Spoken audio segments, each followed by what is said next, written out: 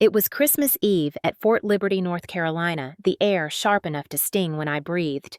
The barracks yard was lined with soldiers in formation boots pressed against frozen ground rifles gleaming beneath a dull gray sky.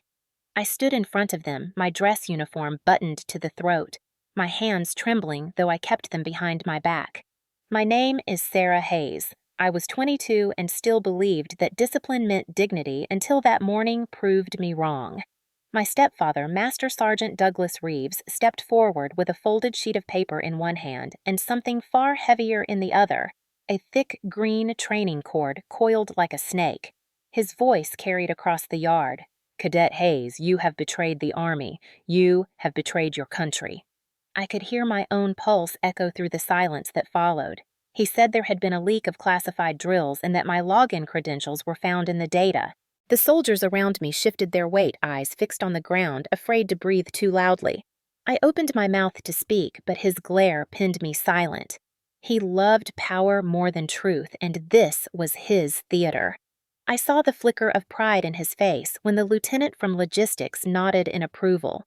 Then came the sting. The cord snapped across my sleeve, a sharp crack that echoed against the metal walls. My arm burned. He called it correction. I called it humiliation. I forced myself not to flinch. The smell of diesel and cold iron filled my lungs. Someone coughed. Another officer looked away. Not one person spoke. It was the kind of silence that brands itself into your memory. Douglas held out the paper, a printed confession that I had supposedly written admitting I had sold base information to a journalist. My name was typed at the bottom above a space waiting for my signature. He ordered me to read it aloud. I could barely swallow. The words blurred together. Betrayal.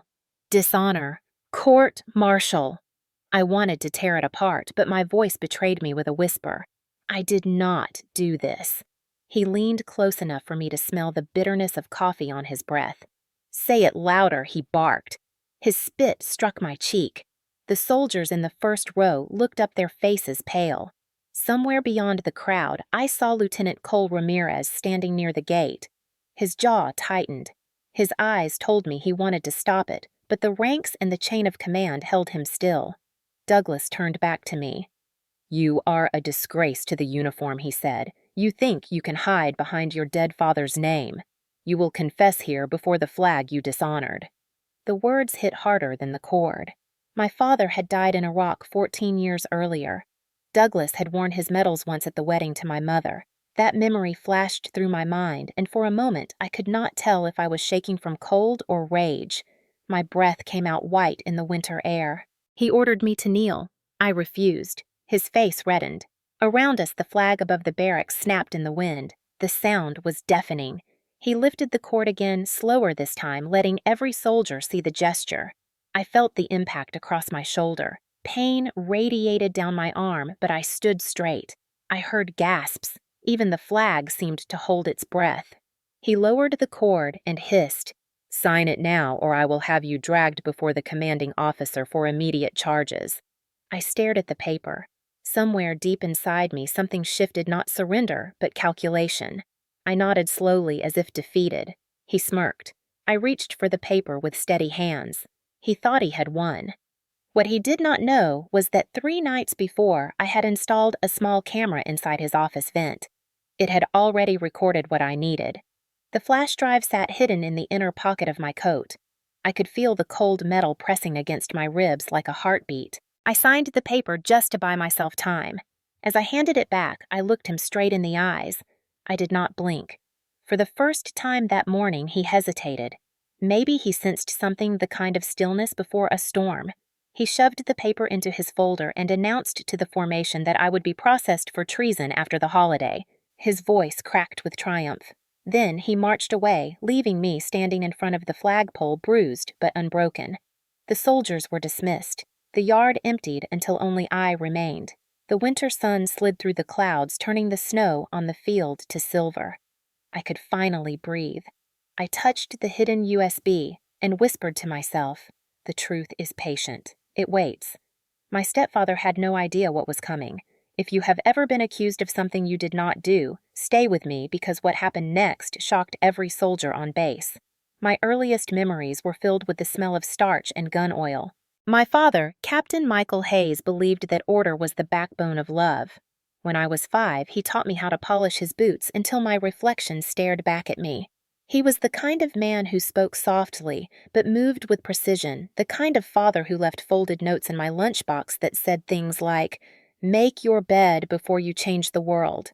He deployed to Iraq in 2008 and never came home. The folded flag they handed my mother was still tucked inside a cedar chest in our living room years later, its corners sharp as if waiting for him to return. My mother, Evelyn, was a nurse at the base clinic in Fayetteville. Grief carved something permanent into her face. She stopped wearing color, stopped cooking, stopped talking about anything that wasn't survival. 2 years after the funeral, she met Master Sergeant Douglas Reeves during a memorial service at Fort Bragg. He had the same uniform, the same posture, the same air of authority that once made her feel safe. He told her she needed stability, that he would take care of us. For a while, I believed him. Douglas moved into our house with an ironed duffel bag and a set of rules that multiplied by the week. We saluted him at the dinner table half as a joke, half because he demanded it. The laughter stopped when he didn't find it funny. "This is a disciplined home," he said one night when I forgot to address him as Sir. I was 9. He took my report card and highlighted every B in red marker. "Average," he said, "is the first step toward failure." My mother stood by the sink with her hands trembling, whispering that he only wanted what was best. What he really wanted was control. The house became a smaller version of the barracks. Wake up at 0500. Run 2 miles before breakfast. Speak only when spoken to. Every deviation was recorded in a notebook he called the Code of Conduct. He would read from it during dinner, quoting regulations as if they were scripture. "Respect," he said, "is the currency of order." I learned early that silence cost less than argument. By the time I turned 12, I could tell the difference between his footsteps on the hallway floorboards, slow and deliberate when he was calm, sharp and fast when he was not. On those nights, I retreated to my room, pressing a pillow against my ears, while my mother's voice tried to smooth over his temper. He never left marks that anyone at school would see, but the bruises under her sleeves told me what obedience cost. When he wasn't angry, he was charismatic. He taught me how to shoot at the range, how to stand at parade rest, how to tie knots faster than the boys and scouts. He said discipline would make me untouchable, that weakness invited chaos. I mistook fear for respect. I told myself if I just did everything right, he'd finally look at me with the same pride he reserved for his soldiers. Instead, his praise became a reward I had to earn by walking the line of perfection. High school blurred into drills and curfews. I joined the ROTC program because he said it would build character. I thought it would bring us closer. It didn't. It made me better than he expected. I excelled at tactics and field navigation, won the state marksmanship competition, and was recommended for early officer training. For the first time, my mother smiled with genuine pride, but Douglas's expression darkened. He congratulated me in front of others, but later that night he slammed the door and said, "You think you're better than me because of a medal." I realized then that some men confuse authority with identity. My achievements didn't inspire him, they threatened him. I learned to measure every victory against the weight of his disapproval. The older I grew, the more he used my father's memory as a weapon. "Your dad followed orders," he'd say. "That's why he was a good soldier." What he never said was that obedience doesn't always equal honor. When I was 19, I was accepted into the Army's advanced cadet training at Fort Benning.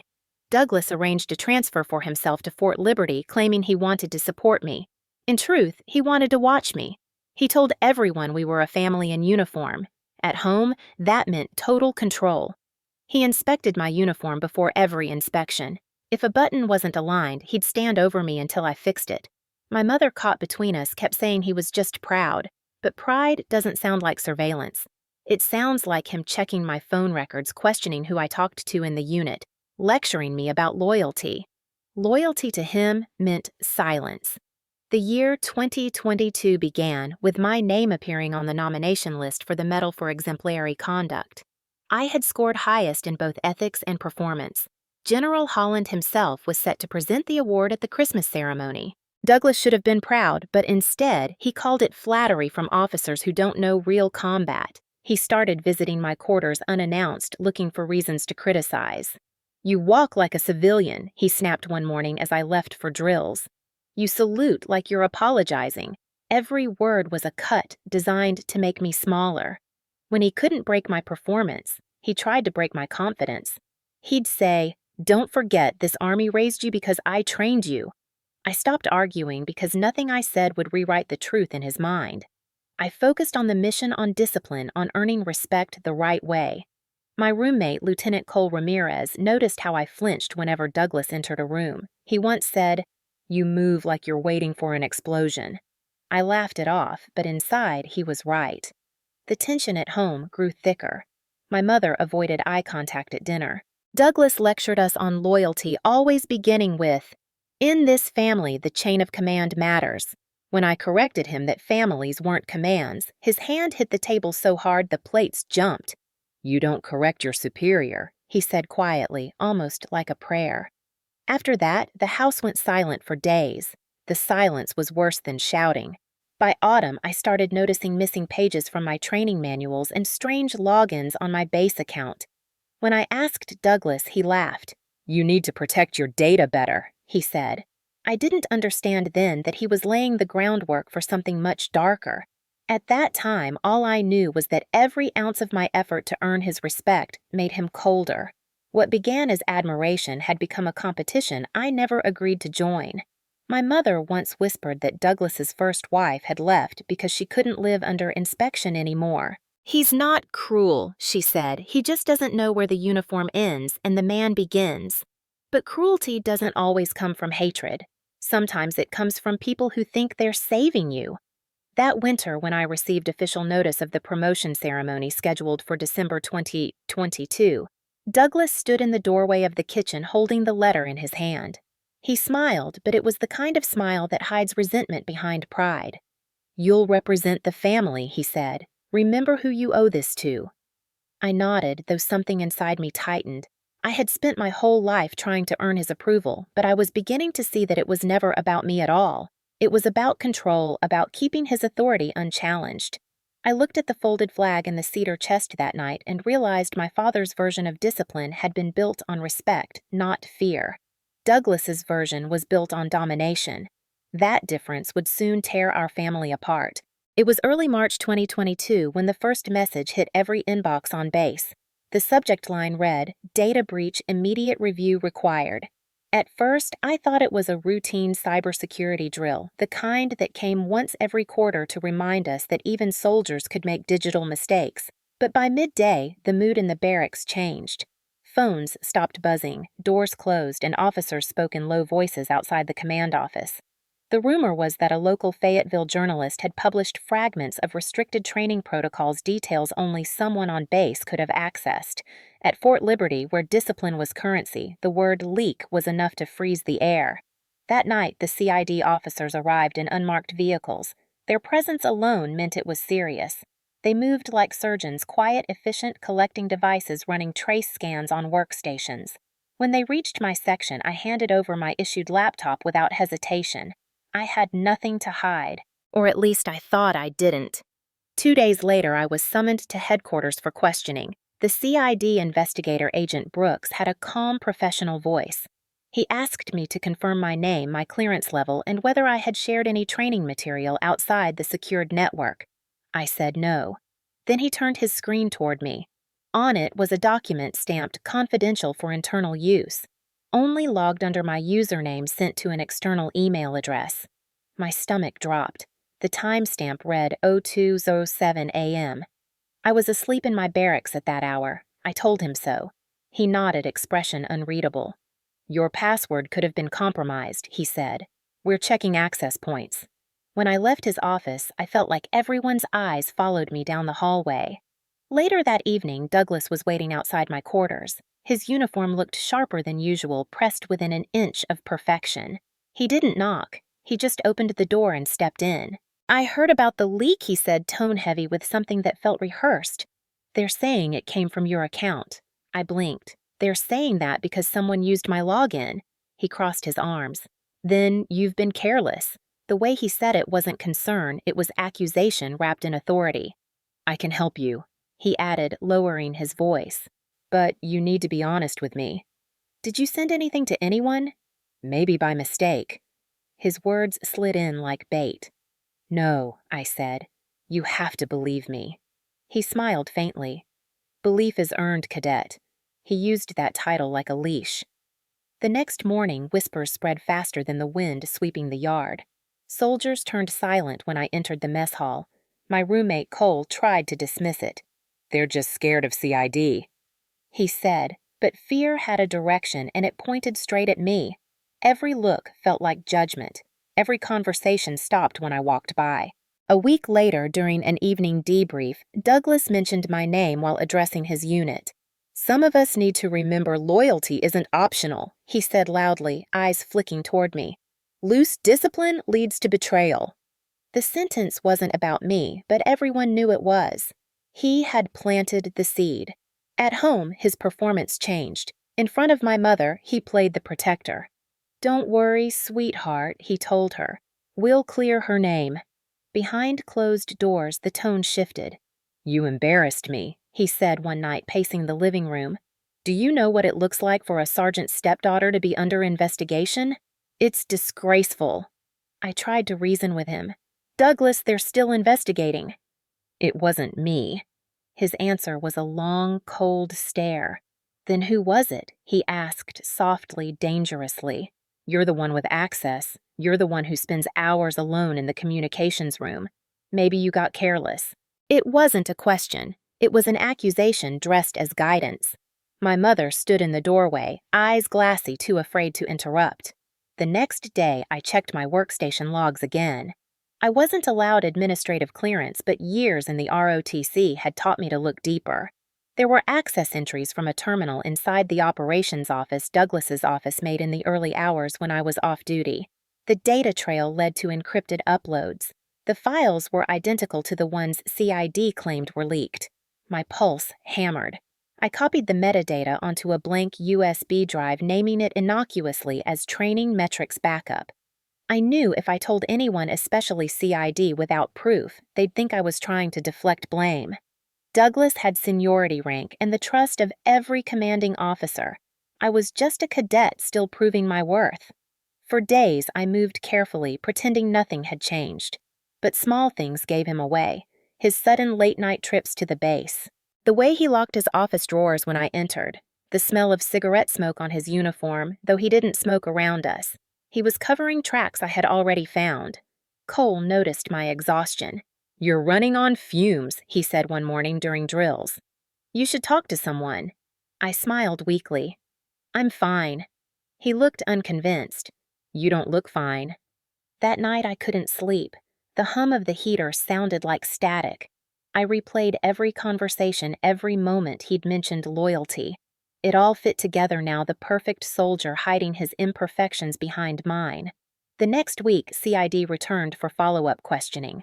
Agent Brooks's tone was firmer this time. "Cadet Hayes, someone used your login to transfer files from an internal server to an external address traced to a civilian contractor in Raleigh. Do you know anyone there?" My heart stopped. Raleigh. Douglas's previous posting. I swallowed. "No, sir." He leaned back, studying me. "Your stepfather is well respected here," he said. "He's been helping us coordinate the investigation." The words made me dizzy. Helping. The man orchestrating everything was now shaping the narrative. After the interview, I found Douglas near the parking lot laughing with two other sergeants. His hand rested casually on the hood of his truck. The same hand that had once slammed the dinner table so hard, plates rattled. He looked up and saw me watching. His smile faded into something cold. "Loose lips sink ships, Cadet," he said, voice low enough that only I could hear. "Keep yours sealed." That night, I made a decision. If he wanted to frame me, I'd let him think he'd succeeded just long enough to catch him in the act. I started carrying the USB everywhere. It was small, silver, and warm from my pocket heat. Every few days, I backed up logs and timestamps from the shared network. I labeled each file with dates and IP addresses. I even took photos of the monitor using my phone when the cameras weren't around. Paranoia became my routine. One night near the end of March, I woke to the faint sound of typing. It came from the living room. The glow from the computer screen spilled across the hallway. I crept closer and saw Douglas sitting in his undershirt typing fast, his face lit blue. On the screen, the cursor blinked beside my username. He was sending another file. My throat tightened. I stepped back before he noticed me and retreated to my room, heart pounding so hard I thought it might wake the whole house. I pressed my back against the door, clutching the USB. That was the moment suspicion became certainty. The next morning, he was cheerful at breakfast, humming as if the night before had never happened. "Big inspection coming next month," he said. "Keep your uniform sharp." I nodded, pretending not to notice the dark circles under his eyes. When he left, I checked the network again. The same pattern repeated access from his office, 0200 AM, my username. I saved everything. Later that week, Cole asked me to grab supplies from the communications room. While copying files onto a training disk, I saw the security camera indicator blinking. An idea formed so quickly, it scared me. I could use the base's own surveillance system against him. I requested maintenance access under the pretext of updating training footage and discreetly downloaded archived clips from the operations office. That footage, combined with the logs on my USB, would tell the story I couldn't. It wasn't courage yet. It was survival dressed as strategy. By the end of March, CID had narrowed suspects to 3 people. I was still on the list. Douglas wasn't. Every night I watched him from across the dinner table, wondering how a man could wear the same uniform as my father and turn it into armor for deceit. My mother kept saying, "He's just stressed. He'll clear your name." I wanted to believe her, but deep down, I knew the only person who could clear it was me.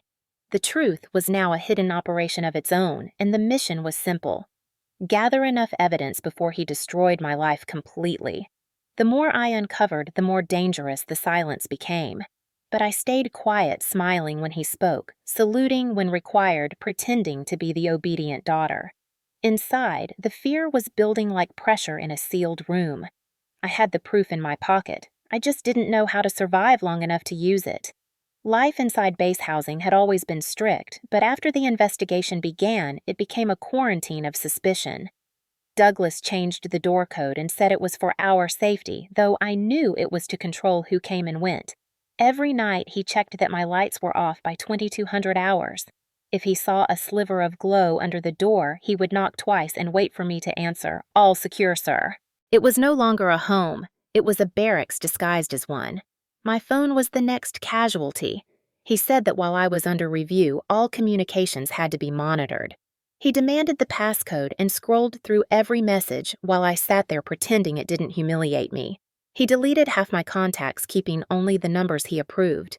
When I protested that I was an adult and an enlisted cadet, not a recruit under discipline, he looked up slowly and said, "Until CID clears your name, you're a traitor until proven innocent." The word traitor hung in the air like a bad smell. My mother Evelyn stood near the counter, twisting a dish towel in her hands. "Douglas, maybe that's too harsh," she said softly. His gaze cut toward her, and she stopped mid-sentence.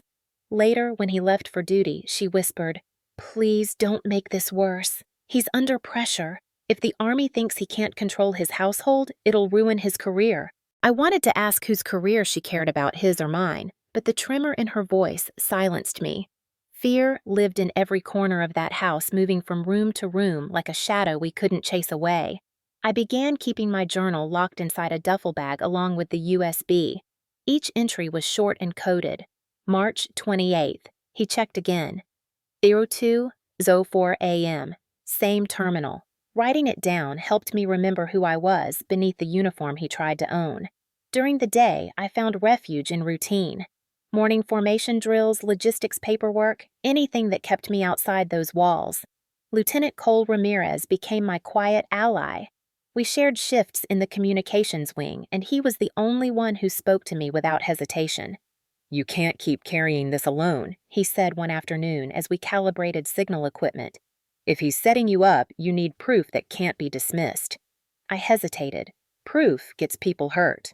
So does silence," he said. He told me about a case years earlier when another soldier had been blamed for falsifying records and how CID ignored it until concrete evidence appeared. Get it on record, he said, whatever you can. That night, I couldn't sleep. The wind rattled the blinds, making the same metallic click as a weapon being loaded. Douglas had gone to an officer's dinner, leaving the house locked. I paced the hallway, stopping outside his office. The key still hung on the hook by the kitchen door. He never suspected I'd dare use it. My hands shook as I turned the lock. The office smelled of tobacco and polish.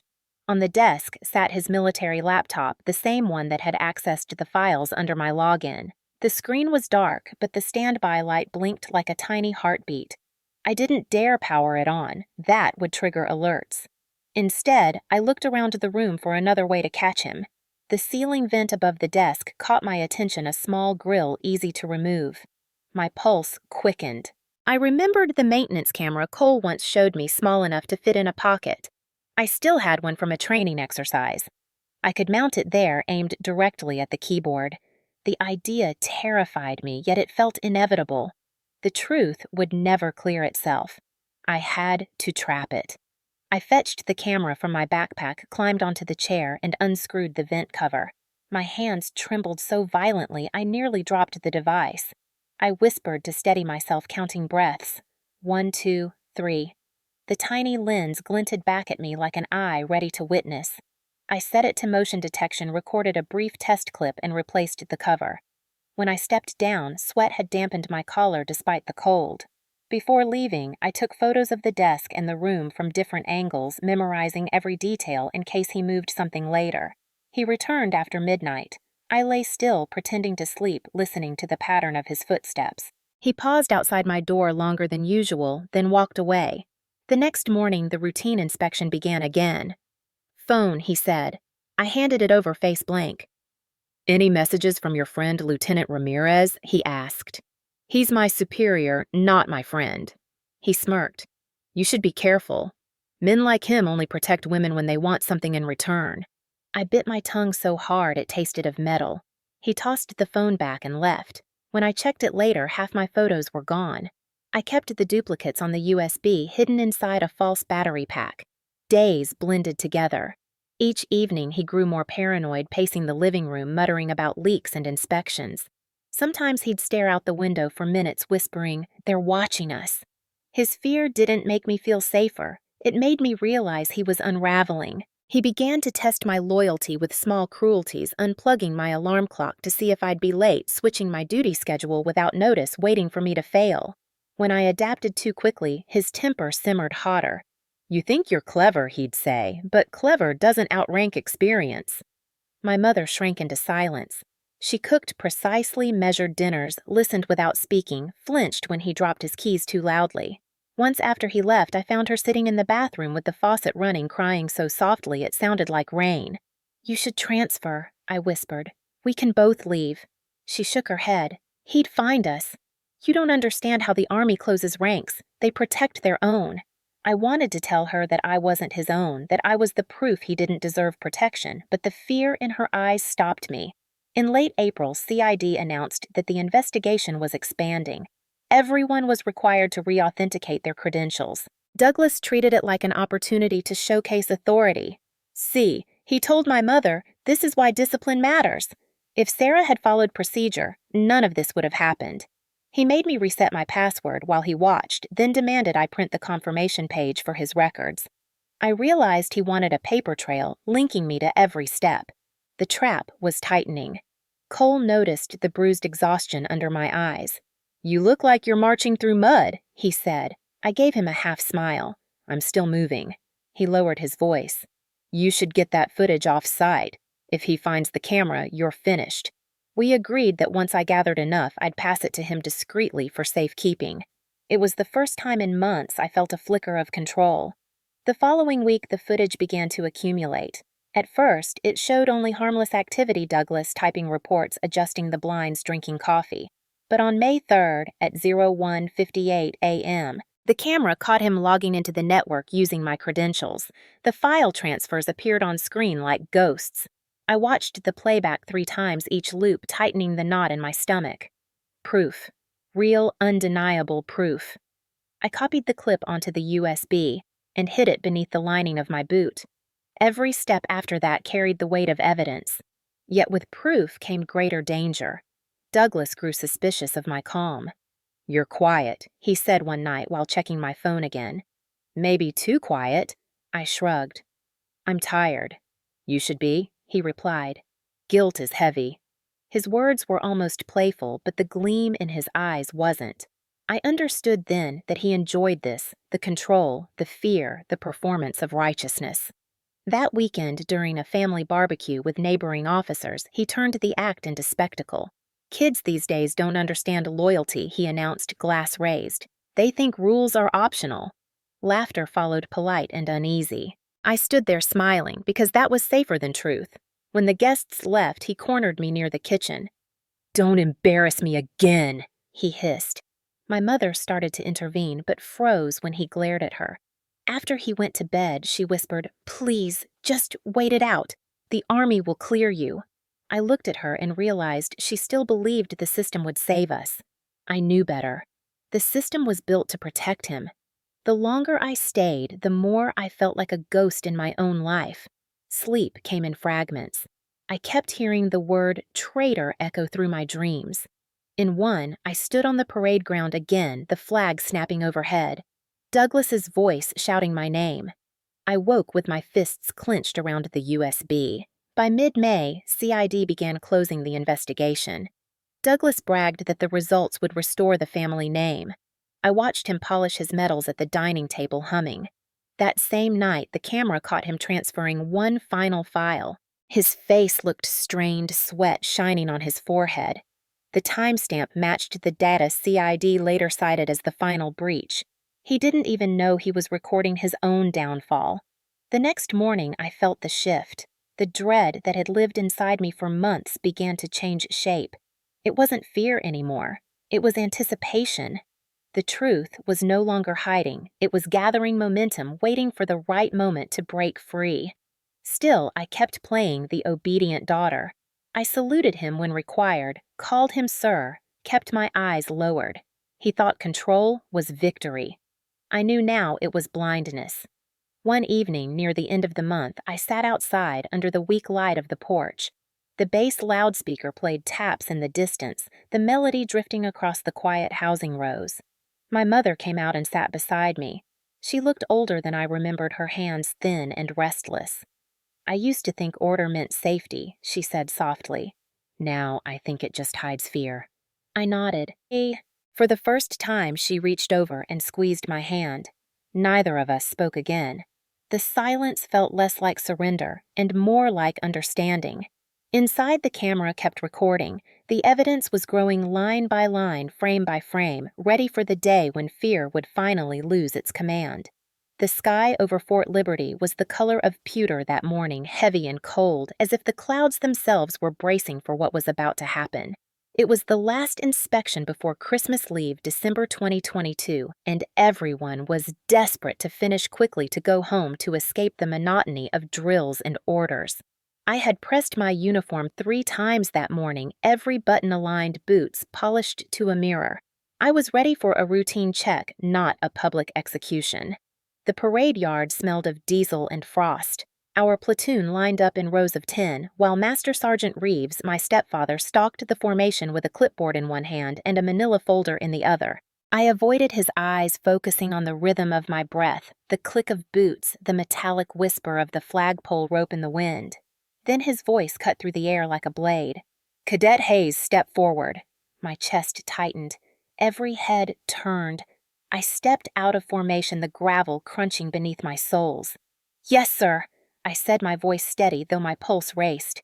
He opened the folder and pulled out several printed sheets. The wind tried to snatch them from his hands. "Do you recognize these?" he asked. I glanced at the top page. It was an email exchange, or rather, it looked like one. My name, my login, my words, or what appeared to be my words, promising to send restricted files to a civilian journalist in exchange for payment. My throat went dry. "Sir, these aren't mine." He took a step closer, his shadow crossing my boots. "Then explain why your name is on them." I shook my head. "Someone forged these." His mouth curled into a smile that wasn't a smile at all. "Forged? That's quite an accusation for someone standing under investigation." He lifted the pages higher so the platoon could see. "This is what betrayal looks like," he said, voice booming. "A soldier who forgets honor." I wanted to scream that it wasn't true, that the real traitor was standing right there, but the weight of his rank and the eyes around us pressed against my chest like armor I couldn't remove. "Sir," with respect, I said carefully, "those files were taken from my account without authorization. CID is still reviewing." The crack of the training cord interrupted me. It struck across my shoulder so fast I barely saw his arm move. Pain exploded through the fabric, sharp and blinding. The sound echoed off the metal siding of the barracks. For a second, no one moved. The only sound was the flag snapping in the wind. "That," he said, "is for lying." I staggered back a step, refusing to fall. My vision blurred not from tears, but from rage. Around me, soldiers stared, frozen between obedience and disbelief. Lieutenant Ramirez took a step forward. "Sergeant Reeves, sir, this isn't protocol." "Stand down," Lieutenant Douglas barked without looking at him. "Unless you want to join her." Cole hesitated, jaw clenched, then stepped back. The hierarchy had spoken. I could feel every pair of eyes burning into me, witnessing my humiliation. Their silence and unspoken order do nothing. Douglas raised the cord again, slower this time, deliberate. "You think you can hide behind your gender, your rank, your dead father's reputation." His words came out like acid. "You're a disgrace to the uniform." I said nothing. He wanted me to break, to cry, to confess to a lie so he could bury the truth beneath it. Instead, I stood still, heart hammering, waiting for him to finish the performance. The cord came down again, glancing off my sleeve. The pain was duller this time, swallowed by adrenaline. "Confess," he shouted, "or I'll make sure you never wear that uniform again." The words hit harder than the blows. My whole career, my life, everything I had worked for, hung on that sentence. "I have nothing to confess," I said quietly. The silence afterward was worse than noise. Even the wind seemed to stop. His eyes narrowed. "Then you'll sign the confession and make it official."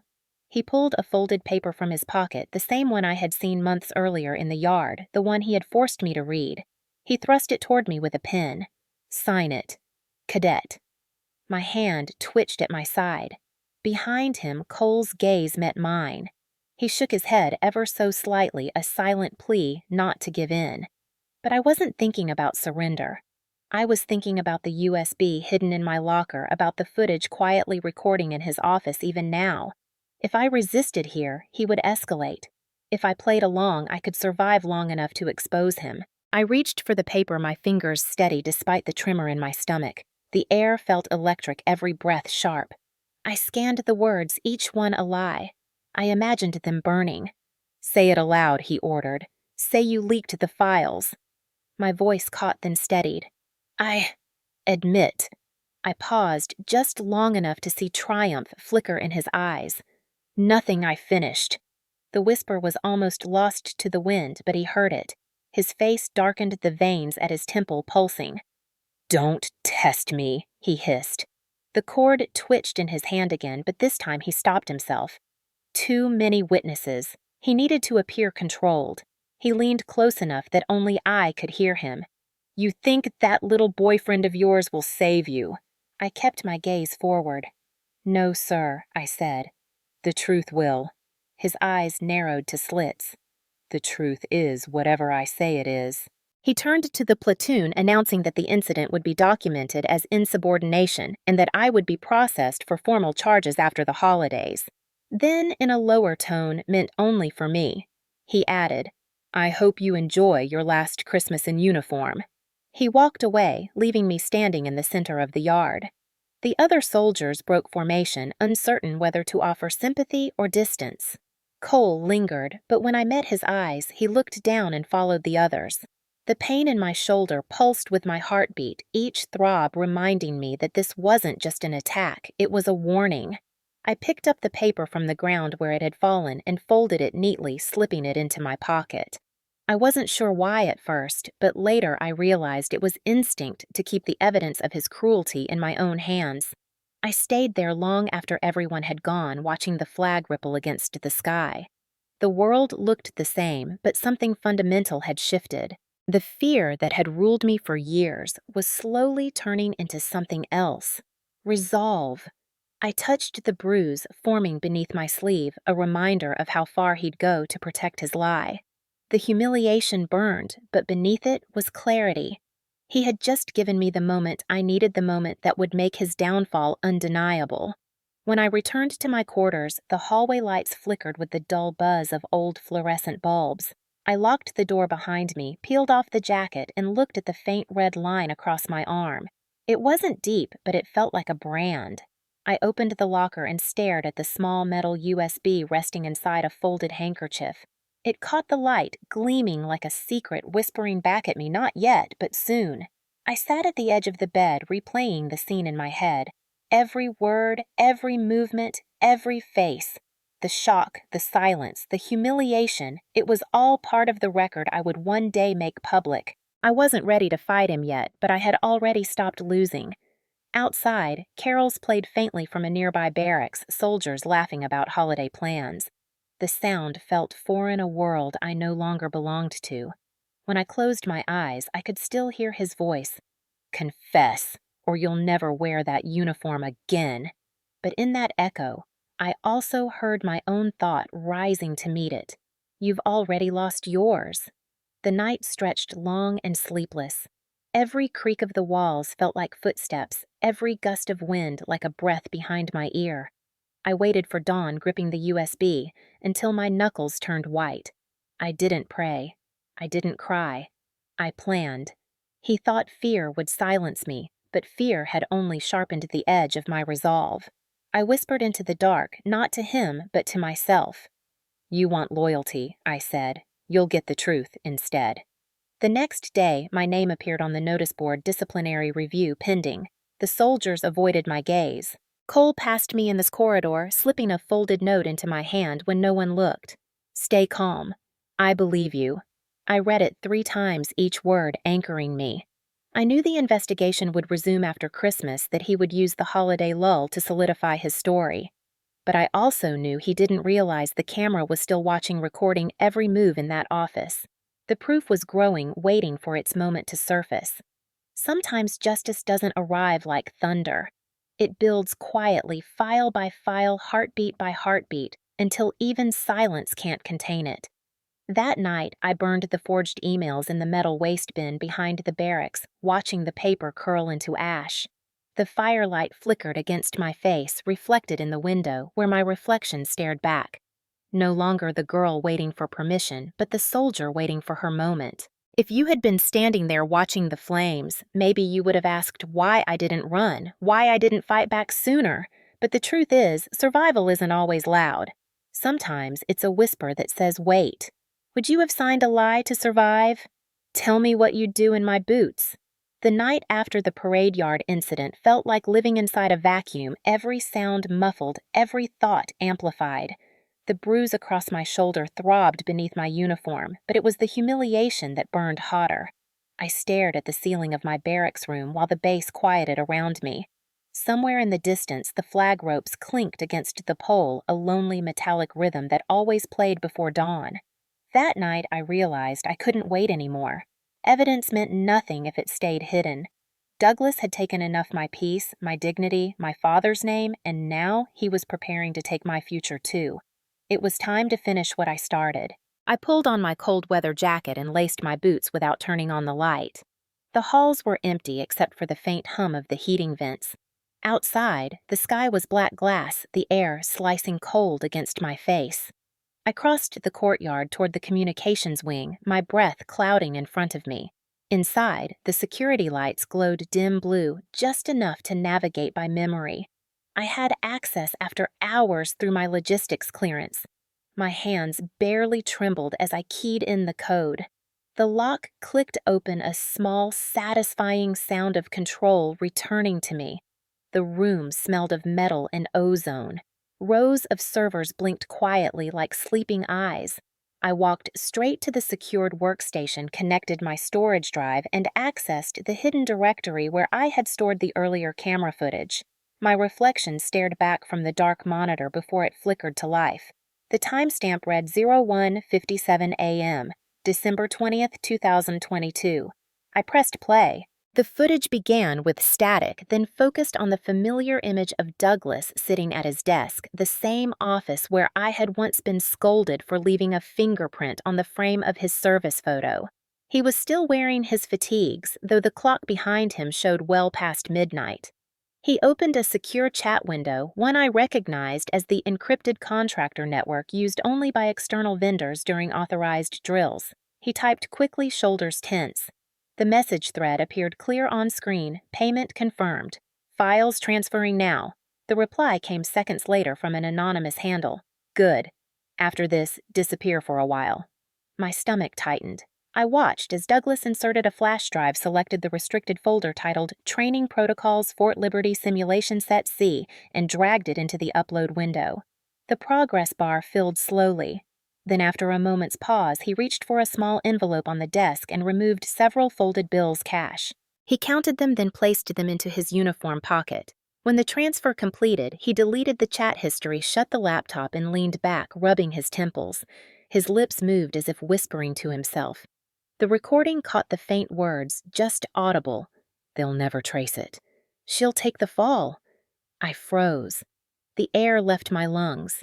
Hearing it out loud was different than suspecting it. It wasn't paranoia. It was confirmation. My stepfather had framed me deliberately, meticulously, knowing his rank would shield him from doubt. I replayed the last 10 seconds again, watching his expression a flicker of pride mixed with exhaustion. I realized he didn't see betrayal the same way normal people did. To him, deceit was survival and control was loyalty. I copied the entire recording onto a new USB, naming the file innocently as Signal Report Archive 12222. Then I added the access logs from the network that matched the timestamps, cross-referenced the IP addresses, and zipped them into one encrypted folder. The computer fan hummed louder, like it too sensed the tension. I double-checked the copy 3 times before ejecting the drive. My reflection in the dark screen looked older than I remembered. Tired, yes, but sharper. When I slipped the USB into my jacket pocket, it felt heavier than metal. It felt like truth itself. I stayed in the room for another hour, combing through backup directories in case there was more evidence. At 03:17 a.m., I heard distant footsteps. I froze, lights off, listening. The footsteps paused outside the door, then continued down the hall.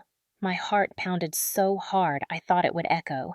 Once the sound faded, I exhaled and decided I couldn't risk staying any longer. I locked the door behind me and stepped into the cold night. The barracks lights across the yard flickered faintly in the fog. It was almost 4 when I reached my quarters. I set the USB inside my locker beneath the small folded flag that had once rested on my father's casket. The symbolism wasn't lost on me. My father had died for a flag he believed represented truth. Now, I was fighting beneath that same flag to defend it from someone who wore the uniform for power. The next morning, I went to the payphone outside the administrative building, an old relic most soldiers ignored. I dialed the CID number from the investigation notice. Agent Brooks answered after 2 rings. His voice was calm but alert. "Hayes, what is it I told him everything in clipped, measured sentences, the footage, the timestamps, the proof?" He didn't interrupt. When I finished, there was a long silence. Then he said, "Listen carefully. Do not confront him. Do not mention the evidence to anyone, even your mother. We'll handle this by the book. Can you meet me tomorrow at 0900 hours in General Holland's conference room?" "Yes, sir." "Good. Bring the USB. Say nothing until you're called upon." His tone shifted softer. "You did the right thing, cadet. But from now until that meeting, keep your head down. People like him get dangerous when they realize they've lost control." The line went dead. I stood there for a long time, the receiver cold against my ear, the morning air thick with frost. When I returned home, the Christmas lights my mother had hung along the porch twinkled faintly. They looked out of place against the gray base housing like fragile hope clinging to steel. Douglas's car was gone. I slipped inside, quietly heading straight to my room. My hands shook not from fear, but from adrenaline. Tomorrow, everything would change. Either I'd clear my name or destroy my life trying. I opened my locker again, took out the USB, and wrapped it in a small piece of cloth. Then I opened my uniform drawer and laid out the dress blues I was scheduled to wear for the award ceremony that never happened. The brass buttons gleamed under the low light. My father's service pin was still attached to the inner lining. I fastened it carefully, straightening the lapels. I studied myself in the mirror, bruised shoulder hidden beneath crisp fabric eyes, shadowed but unwavering. Then I picked up my metal ribbon from the dresser and slid the USB behind it, securing it between the folds of stiff cloth. The metal pressed against my chest when I pinned it back on its weight, grounding me. It was risky, but symbolic too, the truth hidden beneath the emblem of honor he had mocked. At breakfast, Douglas returned mood lighter than I'd seen in weeks. He poured himself coffee and said, "Good news, Sarah. Command is finalizing their report. I told them you've accepted responsibility privately and that you're ready to sign the official statement." I kept my face neutral. "Is that so? It's for your own good," he said. "Once it's on record, they'll dismiss the charges quietly. No court-martial. No embarrassment for the family. You'll transfer out quietly and we can move on." I wanted to laugh at the irony of him saying embarrassment for the family. Instead, I sipped my coffee, the ceramic mug hiding the tremor in my jaw. "When is this happening?" I asked. "Tomorrow morning," he said, not realizing how right he was. "General Holland wants it resolved before Christmas. You'll report to headquarters at 9. "Understood, sir." He seemed pleased by my obedience.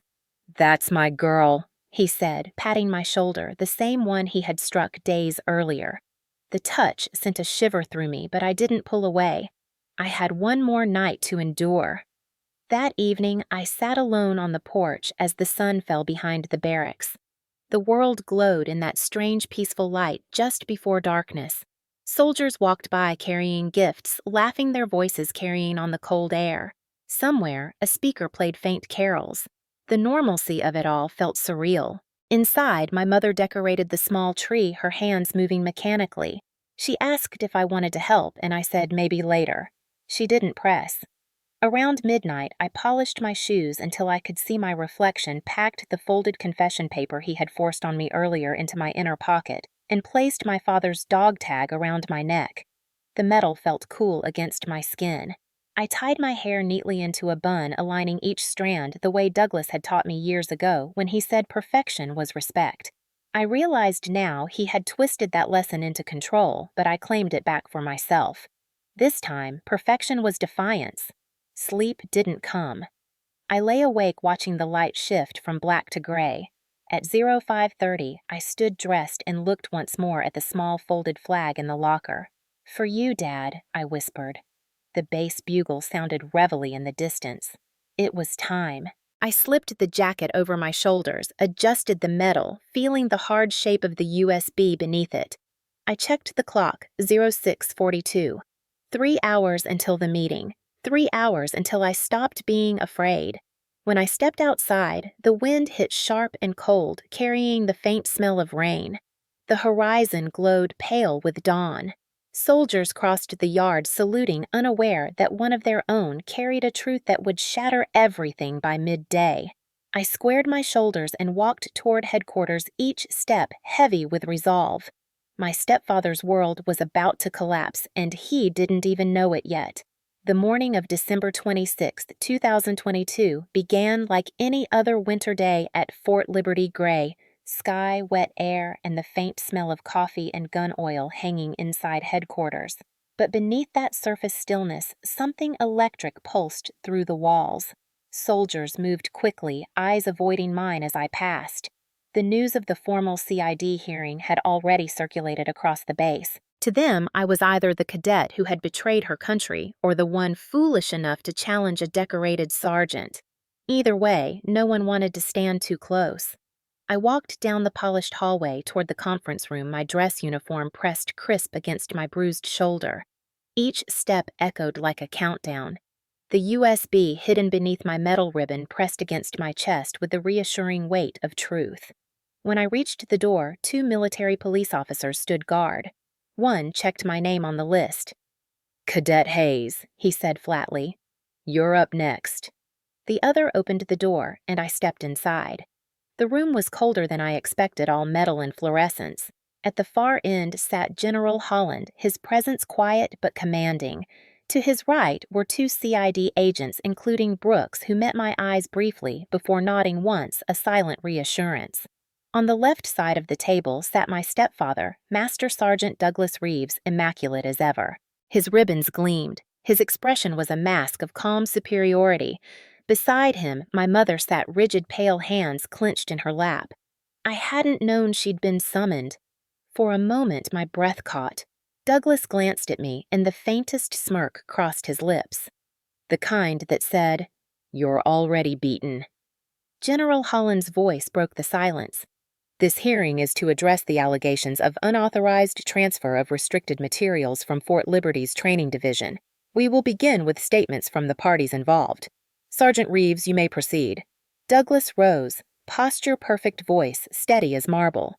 "Sir, I regret to say this situation has caused great strain on the integrity of our unit." The accused, he gestured toward me without looking, was given every opportunity to come forward, but evidence shows her account was used to transmit restricted files. I did what I could to contain the damage to guide her toward correction. His words were laced with false humility. "My intention has always been to protect the honor of this base and the service." Every syllable dripped with control. I watched his hands steady, rehearsed. He wasn't nervous because he thought he had already won. When he finished, General Holland turned to me. "Cadet Hayes, you have the right to respond. Do you wish to make a statement?" I stood the movement slow but deliberate. My voice was clear, though inside I could feel my heartbeat pounding against the USB under my metal. "Yes, sir." I looked directly at the panel. I didn't leak any files. My login was used without authorization from a terminal located in Sergeant Reeves's office. I have evidence to prove it. Douglas shifted, his face tightening. "Sir," he interrupted, "this is absurd. You will remain seated," Sergeant General Holland said sharply. The room fell silent again. "Cadet Hayes," Holland continued, "you mentioned evidence. Explain." I took a slow breath.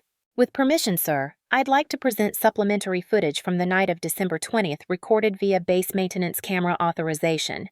Brooks met my eyes again, then gave a subtle nod. "Permission granted," Holland said. "Proceed." My fingers barely trembled as I removed the small USB from beneath the metal ribbon. The room seemed to shrink around me. I walked to the projector, plugged it in, and selected the file labeled Signal Report Archive 1222. The screen flickered to life, casting pale light across every face in the room. At first, static. Then an image resolved Douglas's office, dimly lit timestamp visible in the corner. The camera angle was high, showing him seated at his desk. He inserted a flash drive, opened a laptop, and began typing. His voice, faint but clear, filled the silence. "Payment confirmed. Files transferring now." The CID agent leaned forward. Douglas froze in his seat, color draining from his face. On screen, he counted the bills and slipped them into his pocket. Then came the line I had memorized from endless replays. "They'll never trace it. She'll take the fall." A murmur rippled across the table. General Holland's face hardened, the muscle in his jaw ticking once. "Pause," that he said. The screen froze on Douglas's image, his hand mid-motion greed caught in perfect clarity. Holland turned slowly toward him. "Master Sergeant Reeves, would you care to explain this?" Douglas opened his mouth, but nothing came out.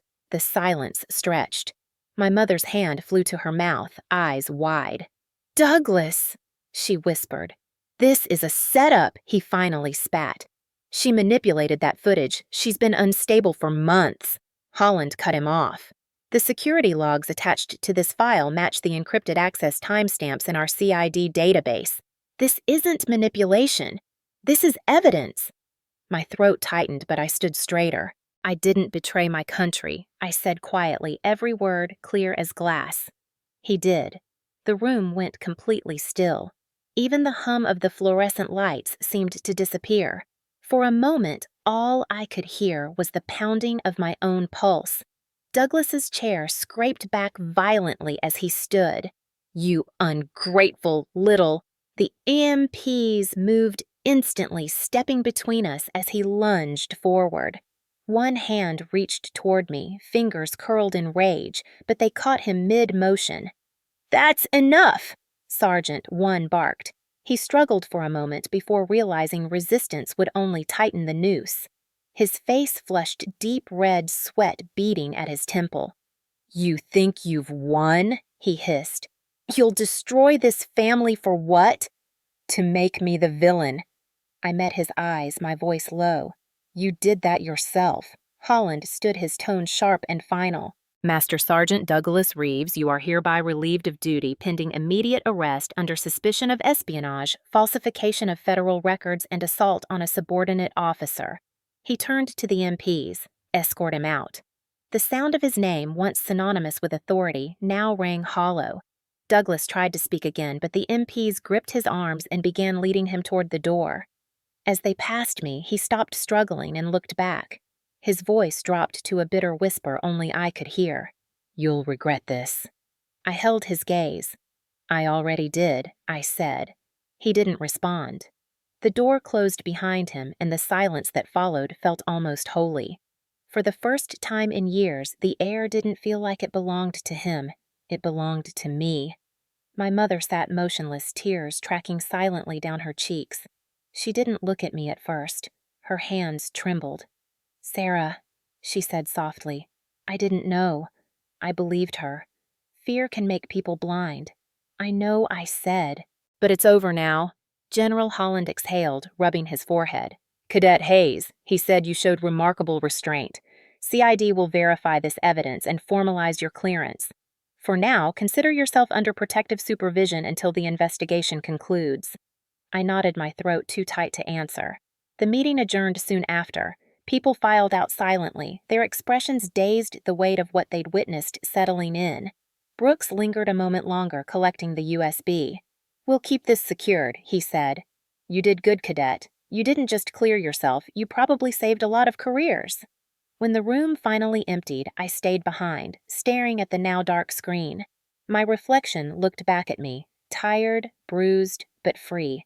The emptiness that followed the adrenaline was strange, almost hollow. I had imagined victory would feel like triumph, but instead it felt like release, like air rushing into lungs that hadn't breathed in years.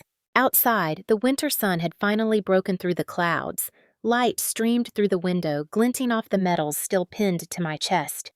I ran a thumb over the spot where the USB had rested.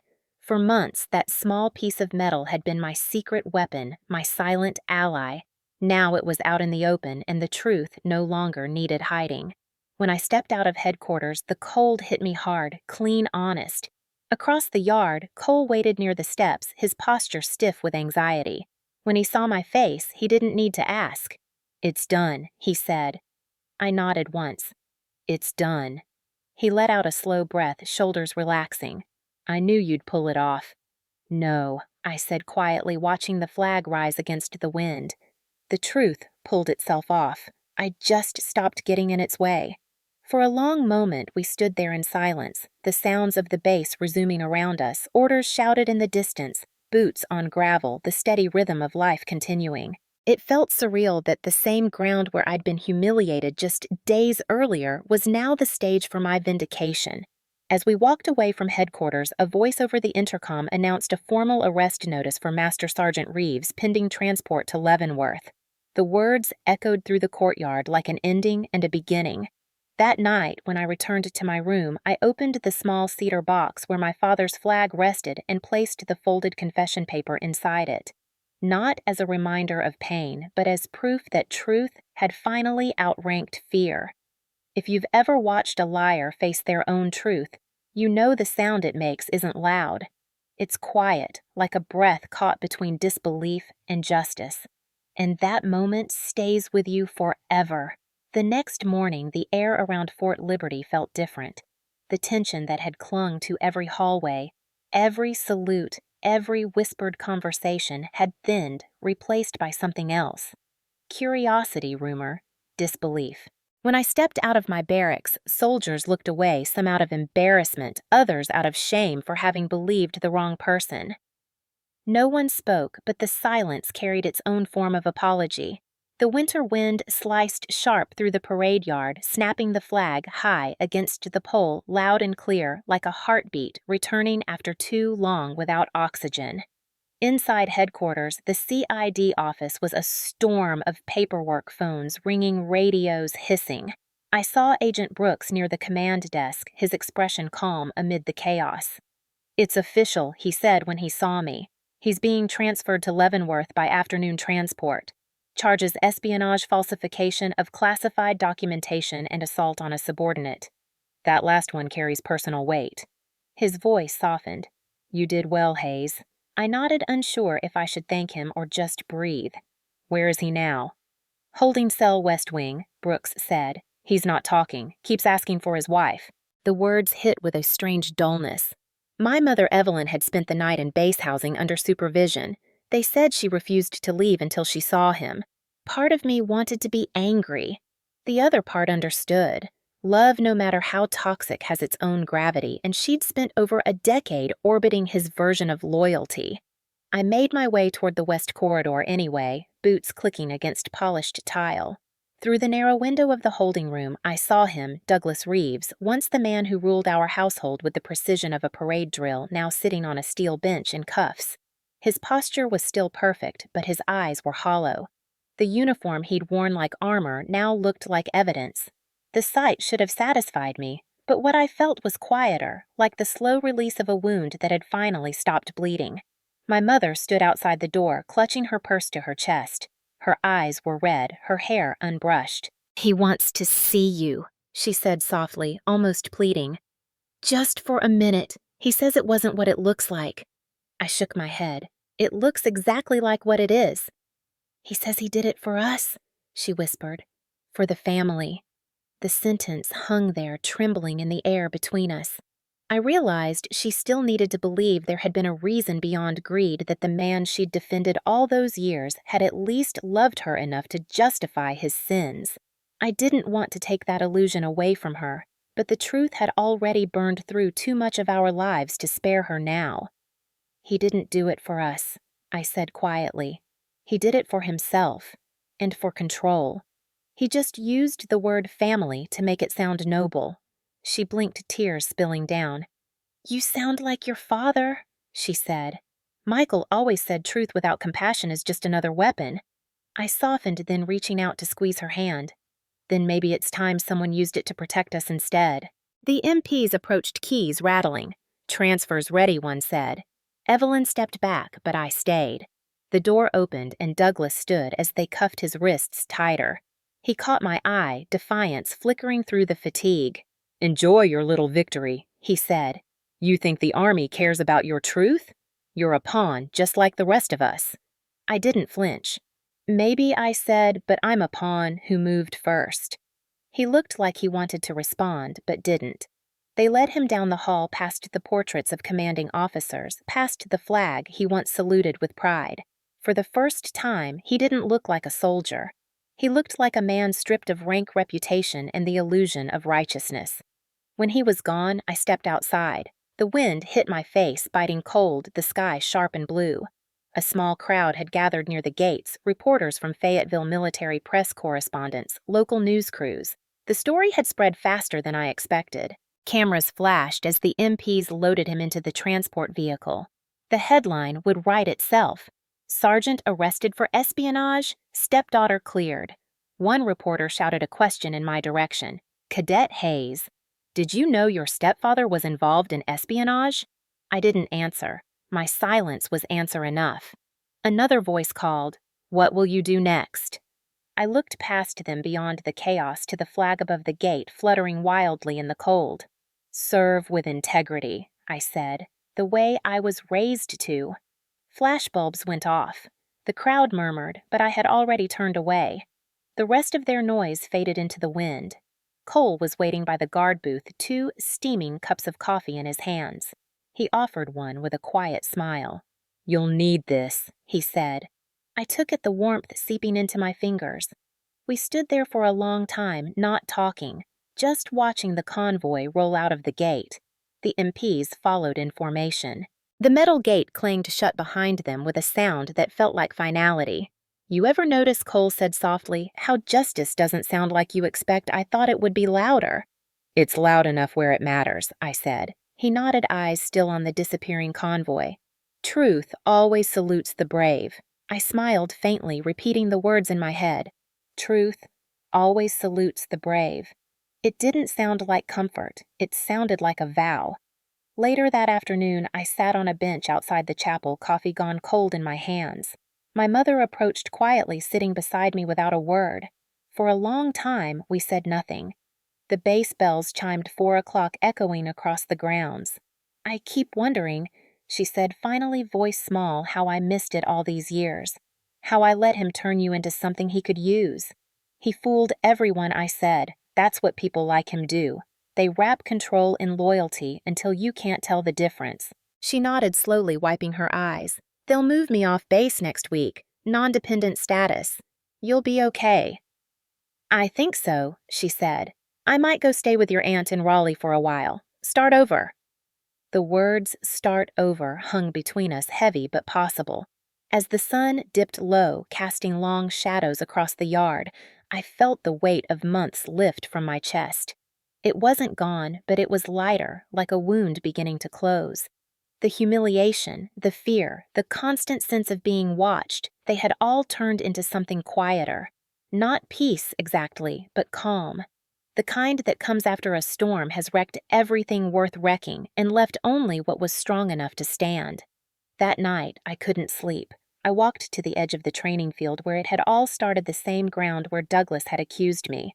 The yard was empty now, silent except for the flag whispering in the dark. I stood there for a long time, letting the cold sting my cheeks, letting memory and reality overlap until they no longer hurt.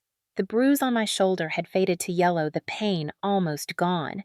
The wound inside was healing too slower, but deeper. I thought about my father, the real soldier, the one who had taught me that honor wasn't obedience but courage. I wondered what he would have said if he'd been there that day, watching me stand in front of my unit, refusing to break. Maybe he would have said nothing, just nodded with quiet pride. Before leaving the field, I pulled from my pocket the folded confession Douglas had once forced me to sign. I tore it in half, then into smaller pieces, letting them scatter into the wind. The paper fluttered away like ash vanishing into the night. The next morning, the Fayetteville Observer carried the headline I'd predicted: Sergeant arrested for espionage. Stepdaughter cleared of all charges. Below it, a smaller subheading read, Army Cadets Evidence Leads to Internal Reform Investigation. I didn't read the full article. I didn't need to. The story wasn't about me anymore. It was about what truth could do when it refused to stay buried. When I arrived at the mess hall for breakfast, the same soldiers who had once turned away now nodded quietly in acknowledgement. No one said the word traitor anymore. It was replaced by a different kind of silence, respectful, uncertain, real. Cole joined me at the table, sliding a tray across. You know, he said, they're calling you the Liberty Cadet in the news. I raised an eyebrow. Sounds like a bad movie title. Maybe he said, smiling, but it fits. We ate in silence for a while, both knowing that after the headlines faded, the Army would move on. But for me, everything had changed. Justice wasn't just a word anymore. It was something tangible, something that had weight and cost. It had taken blood, humiliation, and the courage to hold a line when every voice around me said to fold. When breakfast ended, I walked back outside. The air was clear, the flag high, and the base busy with life again. Somewhere behind those walls, my stepfather sat in a cell waiting for trial. My mother was packing boxes, beginning her own uncertain journey. And me, I was standing on solid ground for the first time in years, my name finally my own. Truth had saluted the brave just like Cole said, and this time I saluted it back. By February 2023, Fort Liberty had turned quiet again. The chaos that had followed Douglas's arrest had faded into bureaucracy and reports' names typed into files, evidence sealed away in brown envelopes. The military machine moved on the way it always did, efficiently without sentiment. But I hadn't moved on. Not yet.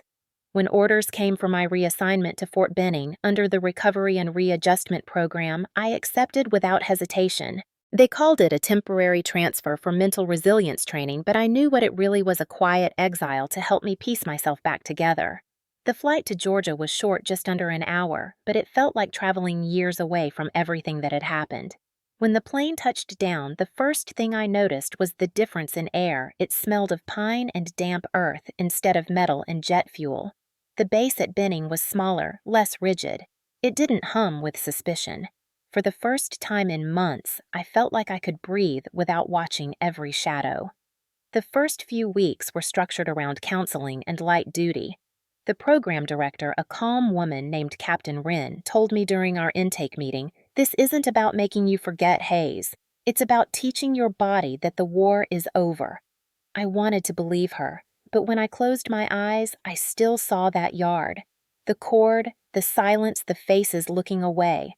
Therapy was mandatory. I met with a psychologist twice a week, a civilian contractor named Dr. Lawson, who wore sneakers with his suit and always kept a jar of peppermints on his desk. "You carry yourself like someone expecting inspection," he said during our first session. "Do you ever relax?" "Not if I can help it," I replied. He smiled. "Then let's work on that." Progress came in small, invisible ways. The nightmares faded from every night to every other. The panic when someone raised their voice lessened. I stopped flinching when the sound of a whistle cut through the air. I learned to run again, not to escape, but to reclaim the rhythm that once anchored me. Every morning at sunrise, I hit the trail behind the barracks, the frost crunching under my boots, breath coming in steady clouds. The sound of cadence in my head kept me moving left, right, left.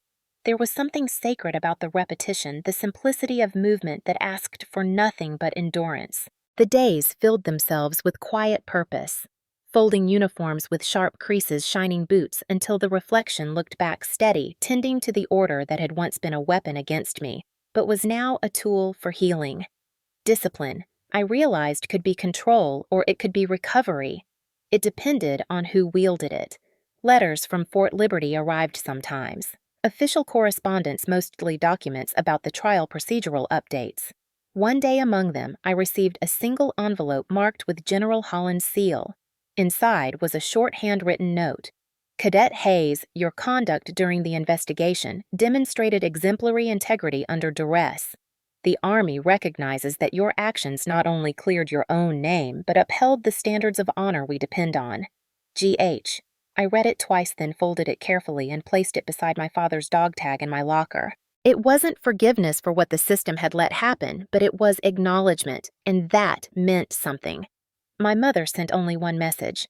A text, short and hesitant. "I'm sorry." I stared at it for a long time, thumb hovering over the reply icon. A dozen responses came to mind, each one sharper than the last, but none of them fit. In the end, I locked the phone and set it face down on the table. I didn't need to respond. Some apologies are meant to echo unanswered. The winter thawed slowly into spring. With each week, I found myself less haunted by what happened and more focused on what to do with it. I volunteered to help new recruits who were struggling with adjustment, mostly younger women dealing with authority they didn't trust. I didn't tell them my story, just listened. Sometimes that was enough. One of them, Private Layton, said after a session, "You walk like someone who's already seen the worst and survived it." I laughed quietly. "Maybe," I said. "But the trick isn't surviving.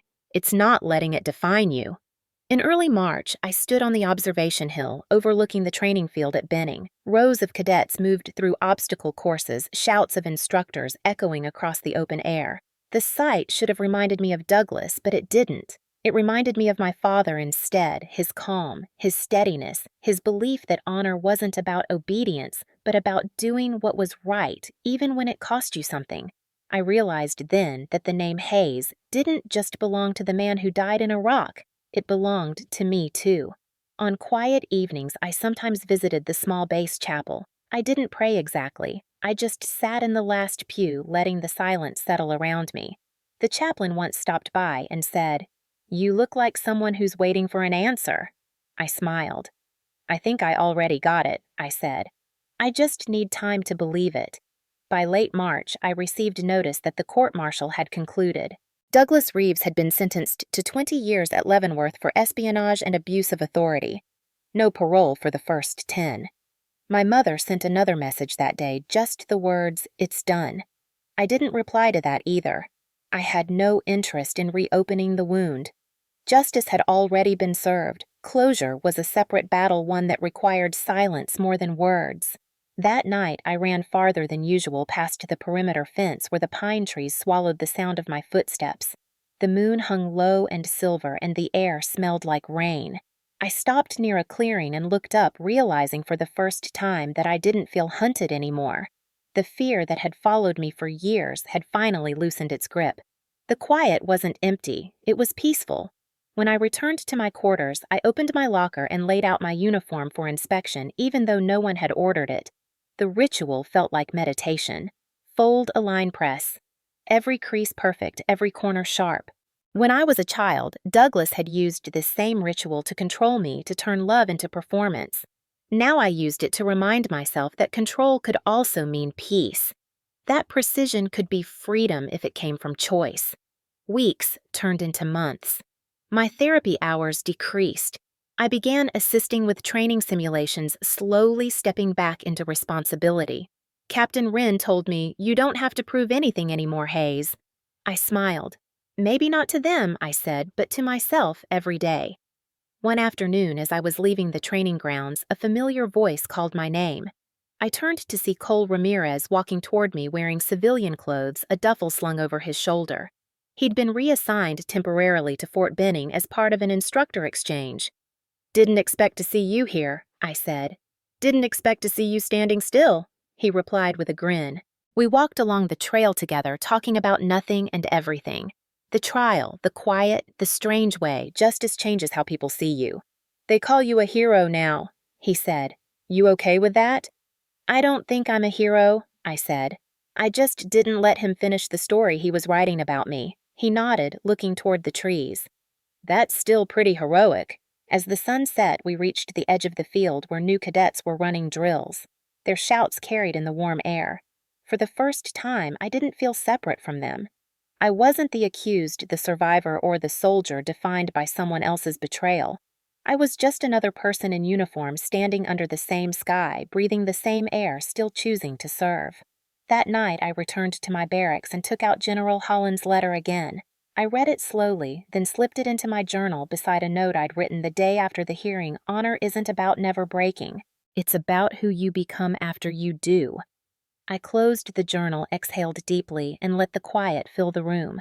The war I'd fought wasn't the kind you write songs about. It was the kind that happens in silence, in kitchens, in offices behind closed doors where no medals are pinned afterward. But I survived it. And that, I realized, was enough. The next morning, when the bugle sounded reveille, I rose before it finished. The first light cut through the blinds, and the world looked clean again. I tied my shoes, straightened my bed with perfect hospital corners, and stepped outside. The air was cool, the grass still wet with dew. I started running, each stride steady, every breath deliberate. The path ahead curved toward the horizon, open and unbroken.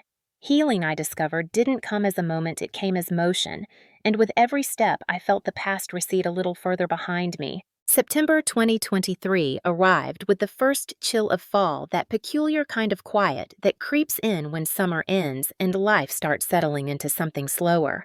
I had almost stopped checking the mail by then. Most of what came to Fort Benning were report-based updates and the occasional letter from new cadets I mentored.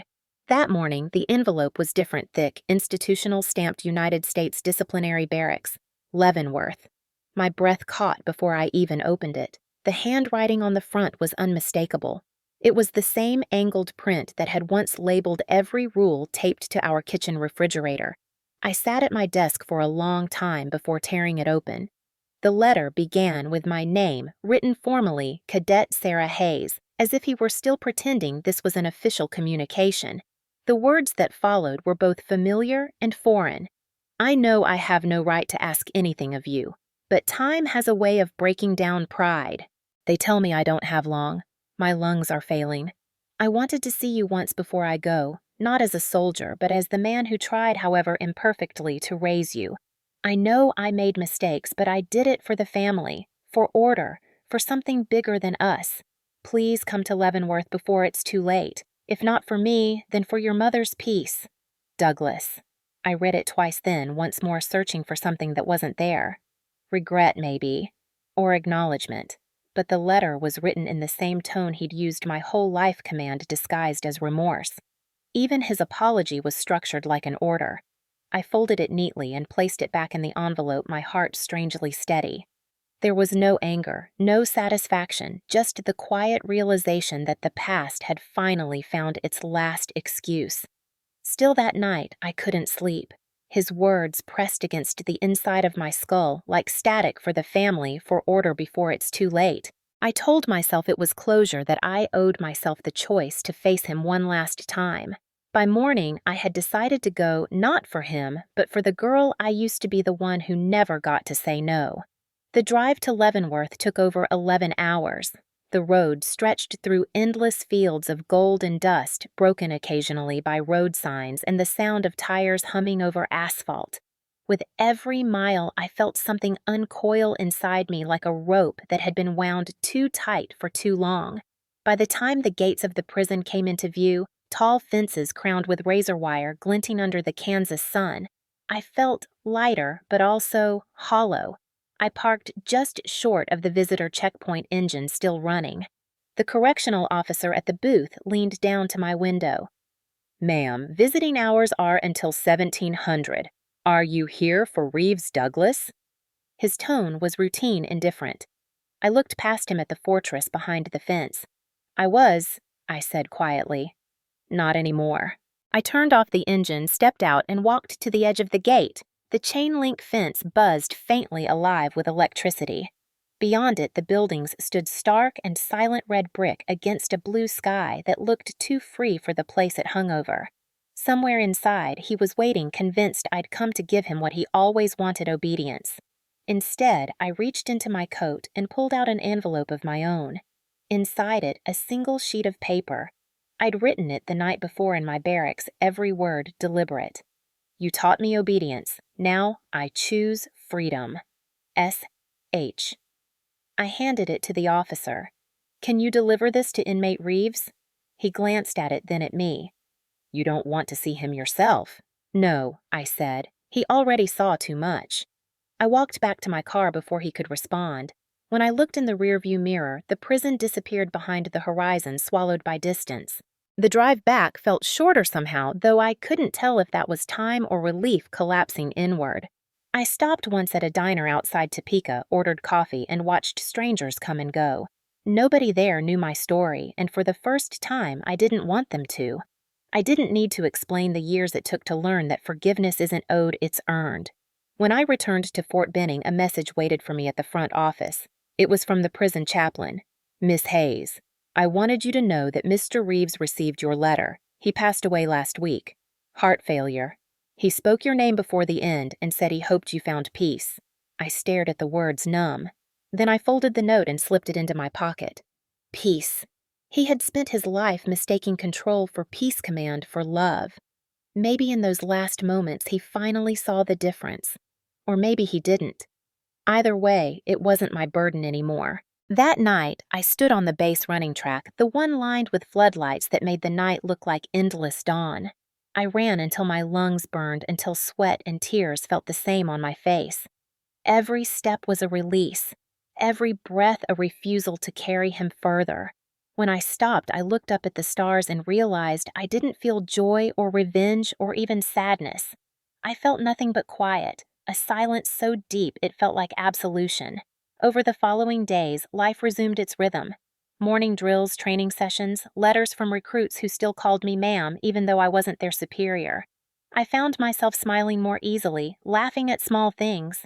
One morning while reviewing cadet reports, I caught sight of my reflection in the window and almost didn't recognize her.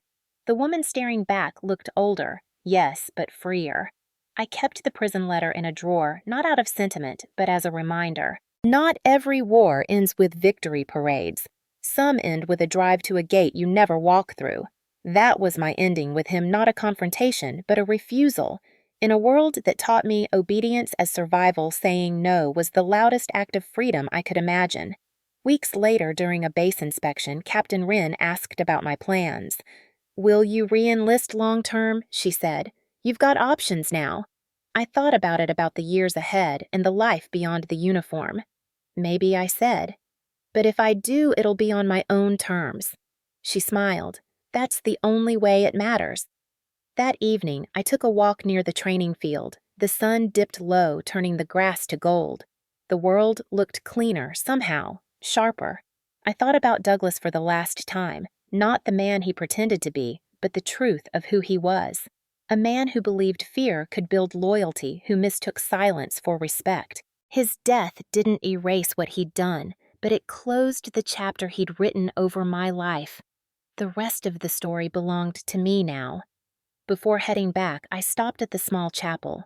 Inside, the air was cool and still. A single candle flickered near the altar.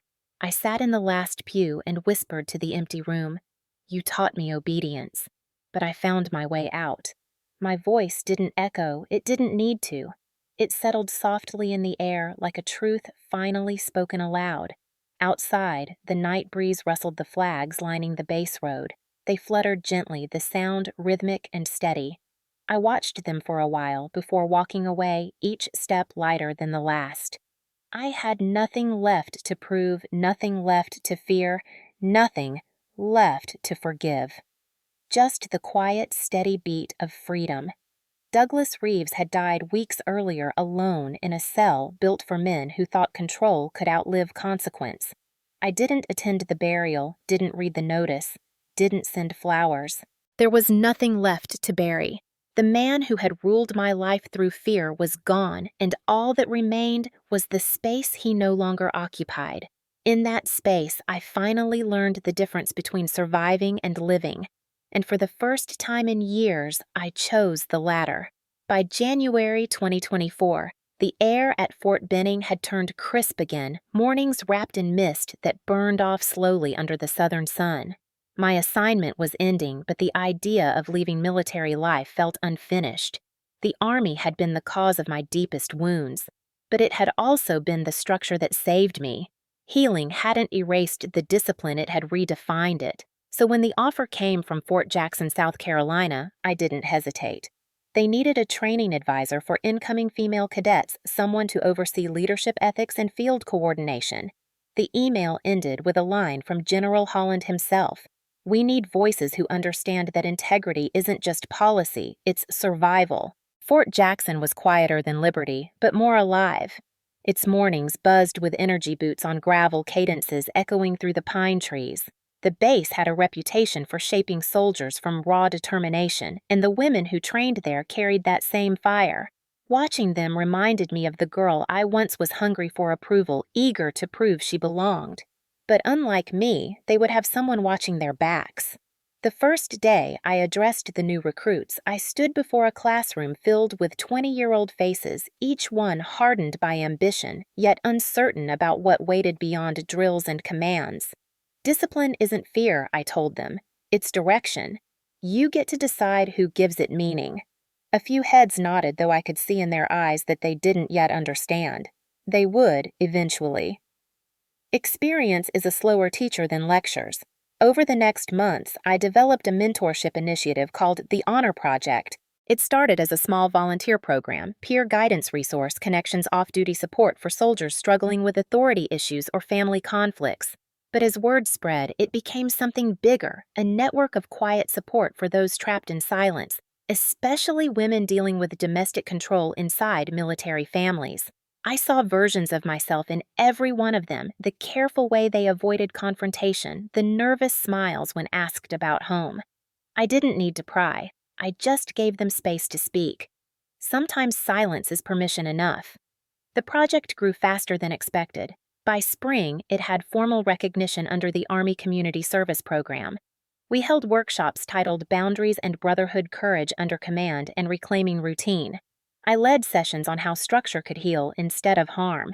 Watching young cadets rediscover self-respect felt like closing a circle I hadn't known was open. One evening after a workshop, a private named Ellis lingered behind.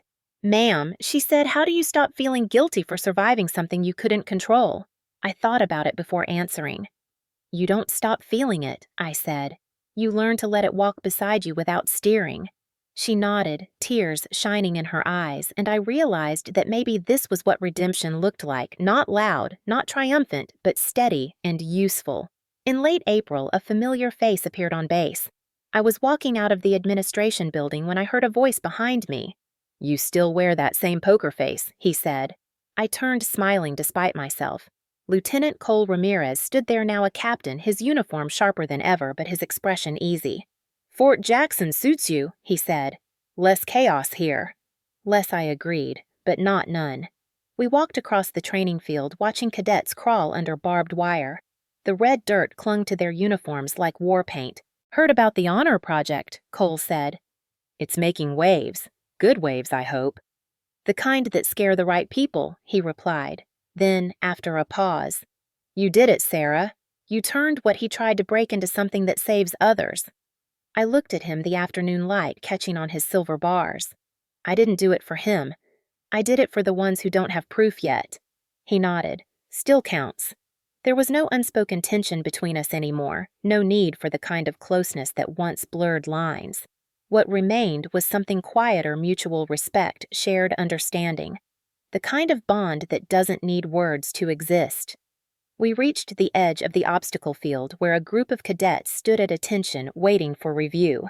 Cole turned to me. "You ever think about leaving the Army?"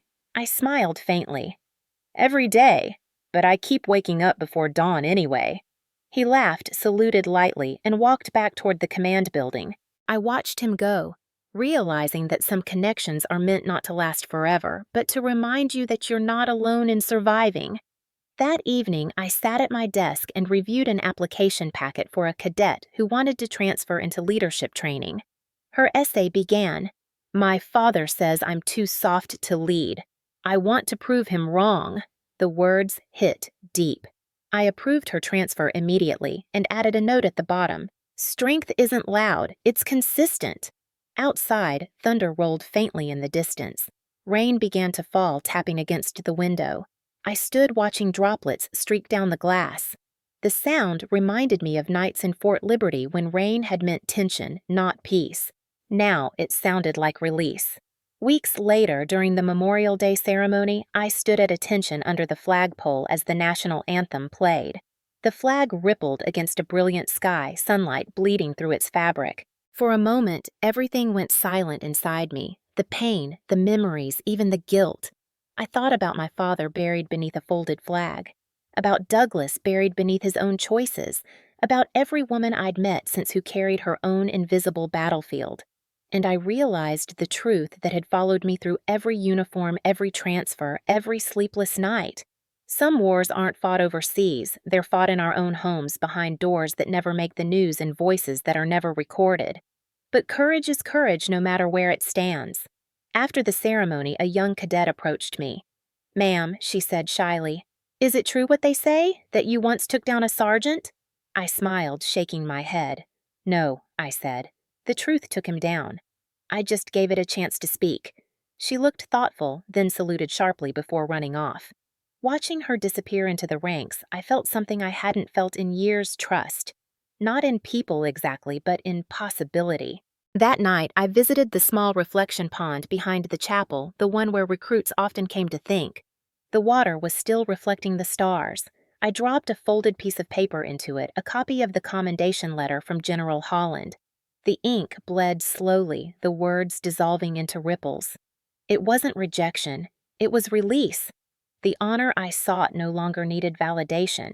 It lived in how I carried myself now, in every soldier I guided towards self-worth, in every woman who learned that obedience was not the same as respect. Before heading back, I whispered a few words to the reflection of the flag shimmering across the pond. "You taught me strength," I said softly. "Now I teach others what it means." The wind shifted, carrying the faint echo of cadences from the training yard voices calling out in rhythm. "Young, determined, unbroken." I smiled. The cycle continued, but this time under a different kind of leadership. As I walked back toward the barracks, I realized redemption wasn't about rewriting the past. It was about reclaiming authorship of the story that came after. I couldn't erase the years I lost, but I could use them to build something better for others, for myself, for the name Hayes. The next morning before dawn, I laced my boots and stepped outside into the cool air. The base was still half asleep, the sky just beginning to pale. I started running, the sound of my footsteps blending with the hum of the waking world. Every inhale tasted of rain and earth and purpose. Somewhere behind me, the flag caught the first light of day, unfurling like a promise. And for the first time, I didn't feel like a survivor. I felt like a soldier again, one who had rebuilt her own kind of honor from the wreckage of obedience and turned it into something that could outlast pain. The morning sun rose over Fort Jackson like a slow promise, gold light spilling across the training fields, catching on the dew that clung to each blade of grass. The sound of reveille drifted through the air, steady, familiar, eternal. I stood near the flagpole, watching the colors rise against the blue sky. It had been almost 2 years since that day in the parade yard at Fort Liberty, and still the memory felt sharp enough to draw blood if I reached for it. But now, when I looked at the flag, it didn't feel like a reminder of pain. It felt like proof that I had survived it. They said I was a traitor once. They said I had betrayed the very thing my father died for.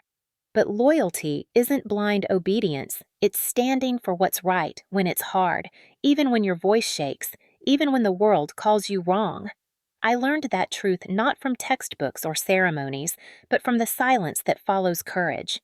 Around me, new cadets gathered in formation, their uniforms still stiff with newness, their faces carrying that mix of fear and pride that always marks the beginning of something important. One of them, a young woman with her hair tied tight and eyes bright with determination, saluted me as I passed. For a moment, I saw my younger self in her. The difference was that she stood taller, freer.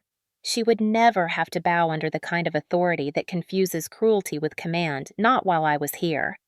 As the bugle finished, I walked the perimeter of the field. The air was cool, the world quiet, except for the soft shuffle of boots and the rustle of the flag overhead. The cadence of the soldiers' training echoed across the base, left, right, left, a rhythm that had once been my cage and had now become my heartbeat. I had made peace with the sound. It no longer reminded me of him. It reminded me of resilience. Sometimes I still thought about Douglas Reeves, not the man himself, but what he represented. A system that had let silence become survival, a generation that believed discipline excused destruction. He was gone, but the echoes of people like him still existed, buried in old attitudes, in the small cruelties passed off as tradition. That was why I stayed in the Army, because if the system could be rebuilt from the inside, maybe no one else would have to learn truth the way I did through pain. My office at Fort Jackson overlooked the main field. From the window, I could see rows of cadets training under the rising sun. Their commands rang clear and sharp, the sound of discipline and unity. I kept my father's dog tag hanging beside the window next to General Holland's letter. Between them sat a photo, a small group from the Honor Project smiling after a weekend seminar. Every time I looked at that picture, I saw the reason I stayed. Those young soldiers carried not just rifles and drills, but hope. They reminded me that integrity could be taught, not enforced. The days followed their rhythm. Dawn runs, morning drills, mentorship sessions, paperwork that never seemed to end. And yet, there was peace in that repetition. I had spent years fearing control, but now I understood that routine wasn't the enemy. It was structure built by choice, not fear. Every checklist I completed, every soldier I helped felt like a brick in a wall that protected something sacred. In the evenings, I often walked to the chapel, not to pray, but to listen. The wind always seemed louder there, whistling through the cracks of the stained glass, carrying echoes of memory and promise. I would sit in the back pew and think about everyone who had shaped this story: my father, my mother, Cole, even Douglas. All of them had built pieces of the woman I had become, even through their failings. Forgiveness wasn't necessary. Understanding was enough. One night in late summer, I stayed after lights out, sitting alone by the flagpole. The stars hung above like quiet witnesses. I thought about what the flag meant to me now. Once it had been just fabric, a symbol other people used to demand obedience. Now it was a living thing, stitched with sacrifice and flawed like the country it represented. It reminded me that love of nation, like love of family, meant holding it accountable when it failed. That was real loyalty. The next morning, a new group of cadets arrived. I stood by the gates as buses unloaded them. Nervous laughter clipped salutes, the beginning of new stories. A young man approached and said, "Ma'am, are you the one who started that mentorship program?" I nodded. He smiled shyly. My sister's in it. She said it changed everything for her. His words stayed with me for days. Sometimes redemption comes quietly in someone else's gratitude. A month later, Cole sent me an email from overseas. He'd been deployed to Germany for training coordination. Still keeping the peace, he wrote. Don't forget, the world needs quiet heroes too. I replied simply, I stopped trying to be a hero. I'm just trying to make sure silence doesn't win. He didn't write back right away, but a week later, a postcard arrived, a photo of a flag flying over a NATO base. On the back, just 3 words. The flag still flies. I pinned it to my board. As autumn deepened, I began to realize that peace wasn't something you reached. It was something you built piece by piece with every small act of decency. I saw it in the way cadets helped each other up after drills and how they learned to speak up when something felt wrong and how the honor project meetings filled the chapel every Friday. The army I saw now wasn't perfect, but it was changing. Slowly, maybe permanently. On Veterans Day, I was invited to speak at the base ceremony. I wore my uniform pressed and flawless, my ribbons neat, my voice calm. I stepped up to the podium as the audience fell silent. They once called me a traitor. I began my words echoing across the parade field. But loyalty isn't about following orders blindly. It's about holding fast to what's right when it's hardest to do so. It's about standing alone when no one else will. That's what honor really means. I paused, letting the silence stretch. Faces in the crowd looked up, eyes wide, not pitying, but proud. We wear the same flag on our shoulders, I continued, but the weight it carries is different for each of us. What matters is that we carry it with truth. When I finished, the applause came slowly at first, then all at once, rolling like thunder across the open field. But what moved me most wasn't the sound, it was the sight of cadets standing straighter, of women and men who finally understood that integrity and obedience were not the same thing. After the ceremony, I walked alone to the far edge of the field. The sun was setting, drenching everything in gold. The flag rippled above me, the sound rhythmic and calm. I thought about how much of my life had been defined by silence, forced, fearful, strategic silence.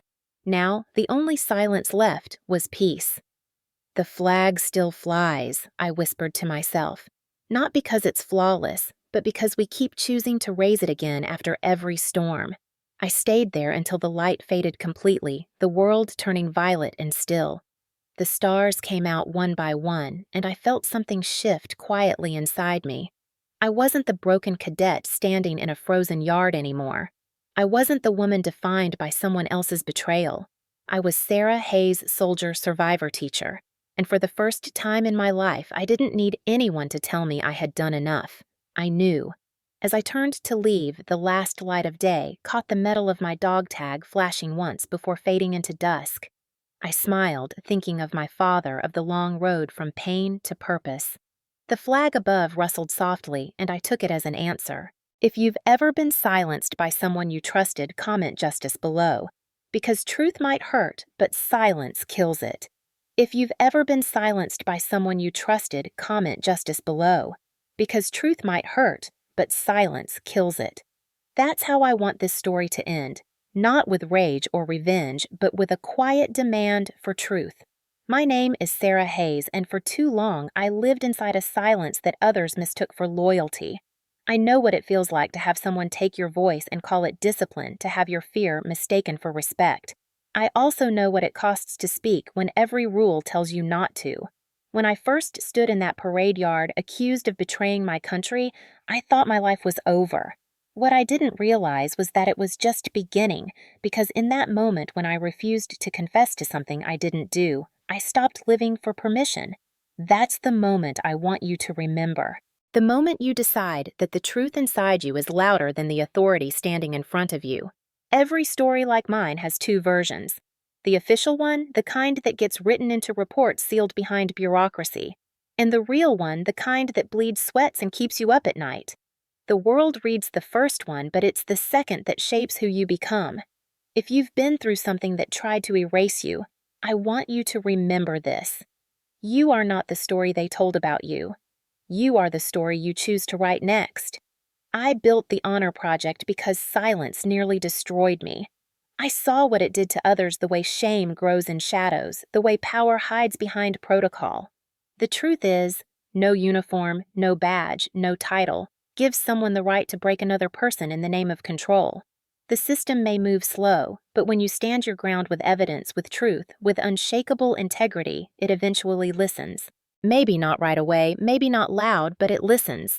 I want the people watching this, the veterans, the daughters, the mothers, the sons, to know that strength doesn't always look like defiance. Sometimes it looks like endurance. Sometimes it looks like keeping the proof when no one believes you. Sometimes it's walking away from the gate and leaving your abuser to face their own reflection. The world calls that cold. I call it survival. If you're still inside that silence waiting for the right time to speak, this is it.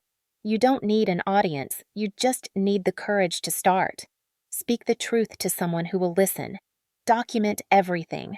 Save the messages, the photos, the emails, the words that cut deep. Because evidence is louder than pain. It doesn't heal you, but it protects your voice when you're ready to use it. I didn't set out to become a symbol of anything. I just wanted to clear my name. But what I found was bigger than justice. It was a purpose. Every week, I see soldiers, spouses, and civilians walking into our workshops carrying the same look I once had, that quiet disbelief that life could turn this way, that someone they trusted could use loyalty like a weapon. And every week, I watch them stand a little taller. That's what healing looks like. It's not dramatic, it's incremental, invisible, steady. People often ask me what forgiveness feels like. The truth. It doesn't feel like anything at first. It's not a rush of peace or a cinematic moment under a flag. It's waking up one day and realizing the anger doesn't drive you anymore. It's opening your mailbox and finding a memory that once hurt and realizing it no longer owns you. That's freedom. Sometimes at night, I still walk the training field after everyone's gone. The floodlights hum and the flags ripple in the breeze. I think about the women who came before me, those who stayed silent because the world told them to, those who lost careers or reputations for speaking too soon. I think about how far we've come and how far we still have to go. Change doesn't come with outrage, it comes with endurance, one voice refusing to go quiet. The Army taught me to march, to follow, to serve, but life taught me to question, to listen, and to lead. The best soldiers aren't the ones who obey blindly. They're the ones who know when obedience turns into complicity. My father once told me a soldier's duty is to protect, even when protection means disobedience. I didn't understand him then. Now I live by it. If you're still watching this, you probably know what it feels like to be silenced. Maybe by family, by a workplace, by a system that made you choose between your peace and your survival. I want to tell you something that no one told me when I needed to hear it. You're not weak for being hurt. You're not dramatic for wanting justice, and you're not ungrateful for demanding better. Those are the traits of someone who refuses to live small. Justice isn't always a courtroom. Sometimes it's a quiet refusal. Sometimes it's choosing not to answer a letter from the man who once broke you. Sometimes it's standing at attention while others salute you for surviving something they'll never understand. It's rebuilding your own name, one steady act at a time. There are still moments when I feel the echo of that yard, the humiliation, the disbelief, the sting across my arm. But the difference now is that the echo belongs to memory, not to me. I don't live there anymore. I live here under open skies, surrounded by people who believe that truth is not a threat, it's a foundation. When I train cadets now, I tell them a story. I don't use names. I just say, once there was a soldier accused of treason by someone she loved. She didn't fight him with violence. She fought him with proof. And when the truth came out, it changed everything. Then I pause, let the silence sink in, and finish with, if you remember nothing else, remember, this integrity doesn't mean you never fall. It means when you do, you fall forward. They always sit a little straighter after that. Some glance at each other, understanding dawning quietly. They won't know the full story, not unless they find this video one day, but they'll carry the message. That's all that matters. I used to think justice was about revenge. Now I know it's about return, the return to yourself after someone tried to erase you, the return to peace without permission, the return to voice after silence. And when that happens, when you finally breathe without fear, you realize that survival was never the end of your story, it was the beginning. So this is where I leave you with a question and a choice. If you've ever been silenced by someone you trusted, comment justice below. Not because the word will fix what was broken, but because saying it out loud is the first act of taking your power back. Every comment is a voice added to the chorus that says silence isn't sacred, it's dangerous. The flag still flies above Fort Jackson tonight. It doesn't wave for perfection. It waves for persistence for every person who refused to disappear. When I look up at it now, I see not the weight of what it represents, but the resilience of the people who keep raising it. I hope that somewhere, whoever you are, you find your own flag to lift, because truth might hurt, but silence kills it. Speak. Always.